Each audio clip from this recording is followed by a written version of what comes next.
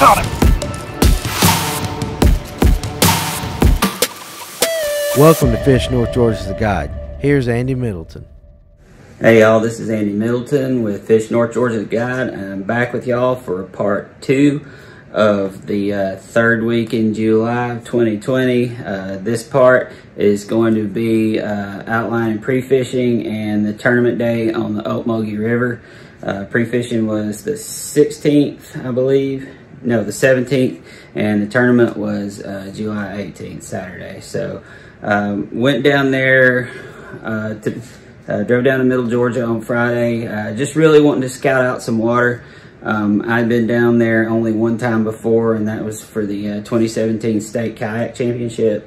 And I'd fished this section from Jackson Dam, or Lloyd Shoals Dam, below Lake Jackson, down to Marjorie Popper, which is the name of one of the canoe and kayak access ramps down there on the river.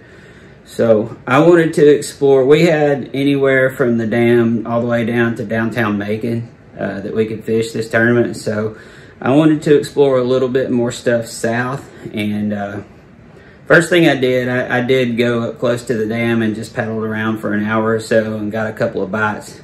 Just to make sure the fish were still up there from a few years ago, and I still knew what I was doing, and kind of got my bearings and got my sea legs under me with the Hobie PA12 in that river. So it was there was some generation from the dam that day. It started pretty much right about when I got into town, and it was flowing at 863 cubic feet per second, or 683 cubic feet per second when I got there. And by the time I left, it was at 1,920 cubic feet per second. So they started kicking water out of Jackson Lake pretty fast. So it changed dramatically up on that upper end once the generation started. So I took about a 45-minute drive south down toward a little bit toward Macon or Forsyth down to Pope's Ferry Landing, and I started fishing around there and started getting bites. I got bites fairly quick. There was no I was getting them in several different places. I mean, they're just the main things you would normally fish on a river, like in current. You would fish the current breaks and the eddies and things like that. And I was catching mainly spotted bass in those. And once I would get into the shoals in the faster moving water, I would catch a few shoal bass as well. Tried to shake most of my fish off that day since I was practicing for a tournament the next day. I normally do not like to pre-fish for a river tournament on a Friday when the tournament's on Saturday. I'd rather do it on a Wednesday or Thursday and give those fish a little bit of time to rest. We were going to have 57 anglers in that tournament on Saturday, so it was going to be pressured enough on Saturday, so I didn't want to add any kind of pressure on Friday by swinging on a bunch of fish. So did shake a few off. I had 7 or 8, maybe even more than that. Had quite a few bites down at Pope's, but I didn't, and so I planned on doing that on the morning of the tournament, and it didn't quite work out the way I planned once tournament morning rolled around. It takes 8 hours when they turn on the generation at Lloyd Shoals Dam. It takes 8 hours for that water to get down to Pope's. It's probably 25-30 miles maybe, and it takes a while for that water to get down there. And the water only raised maybe 6 or 7 inches, but it really muddied it up and changed the conditions more than I was really comfortable with. I had no problem paddling up against the current or pedaling up against the current or anything like that. It was just enough difference in the water clarity to make me a little less confident in the techniques that I was using the day before, because I was mostly using finesse techniques to get those bites that I shook off. It was mostly on shaky heads.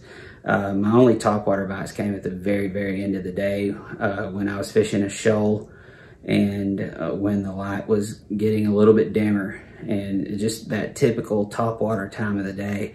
So I didn't have much confidence in that area, so I decided 2 hours into the tournament to leave that spot and drive that 45 minutes back up to the Marjorie Con Popper area, and I was just gonna put in and fish there as long as I could until the end of the tournament and try to finish out my limit. I had 2 small spotted bass from Pope's, so I needed 3 more fish once I got to Popper, and I was able to get those and then cull 3 more times. I ended up with 72¼ inches in that tournament, which was good enough for 20th place out of the 57 anglers. It was not good enough for a check, so my streak continues of not getting paid in tournaments this year. Although I did finish in the top third, it was a respectable finish, just didn't get me paid. So this is how I found my shoal bass. When I was down at Pope's, I did catch 2 spots on a shaky head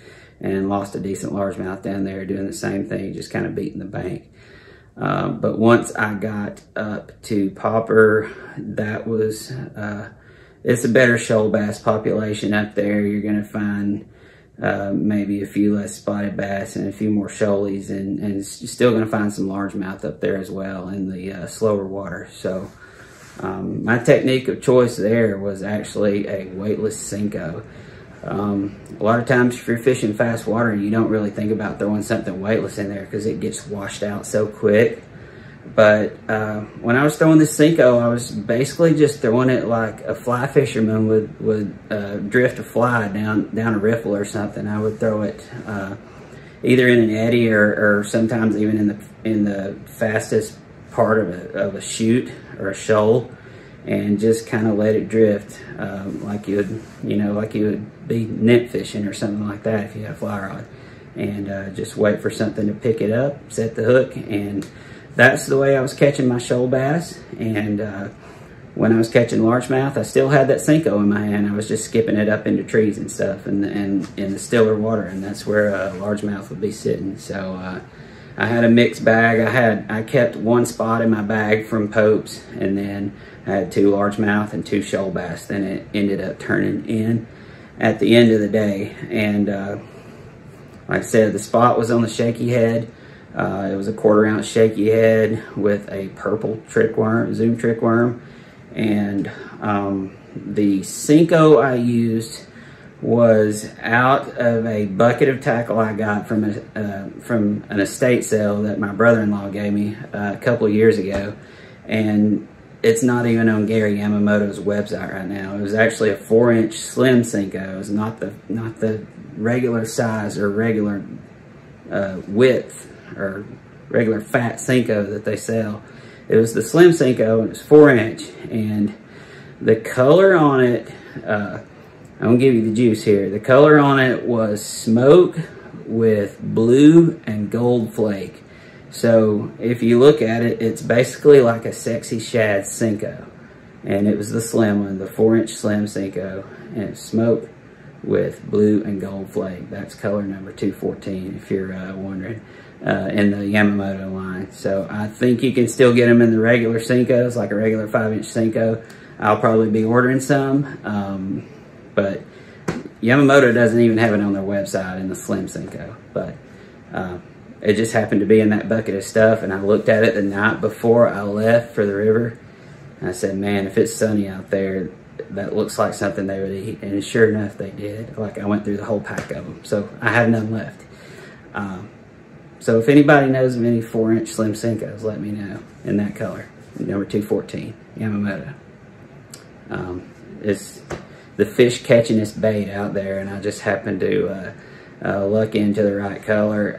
I discovered that drift pattern, like I was talking about the fly fishing. I discovered that probably at 2 o'clock, and I had to be off the water at about 3:45 or 3:50. So I started catching a lot of shoal bass doing like that, and getting a ton of bites. I would get short struck, and there's a ton of little fish in there, and they would steal my bait because my O-ring didn't hold that slim Senko as well as it would a regular Senko. So I lost a bunch of them, but it was okay. I had a great time, and I learned a little bit more about that river that I didn't know because it was my only my second trip there. So I got to spend probably 15 or 16 hours total out there on the river. It was a great time. It's that section between Lloyd Shoals and the town of Juliet. It's probably one of the prettiest sections of river in Georgia that you can fish.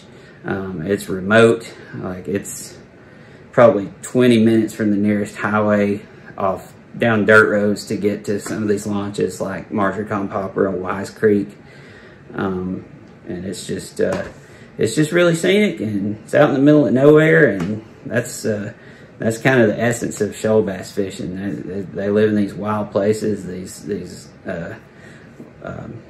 you know, in these shoals and these whitewater rapids that normally you would just see recreational boaters on, and a lot of them would just pass over it not knowing that there's a very unique species of black bass that lives in these types of waters. So get out there and check out the Ocmulgee if you're ever in middle Georgia. You've got several towns around there. You've got Jackson, you got Monticello, you got Forsyth, and you got Macon. So that was the towns in the sections, or in the section river that we were allowed to fish for the tournament. So get out there and check it out, and hope to talk to y'all on the next video. Hopefully, if it's for a tournament, I will do better than 20th place, but if I don't, that's all right. I'm still getting out there on the water. I want to thank all my supporters. I want to thank the Dugout Bait and Tackle, Jasper Jeep, Hobie Fishing, St. Croix Rods, Nichols Lures, AFCO, Spro, and Gamakatsu. Appreciate all your support and appreciate you watching, and we'll talk to you later. See ya.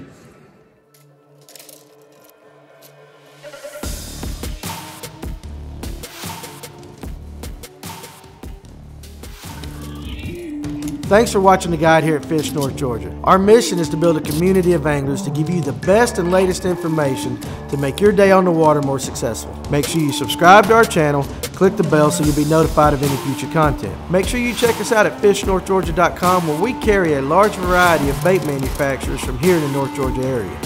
So we appreciate you being part of our community, and we'll see you soon.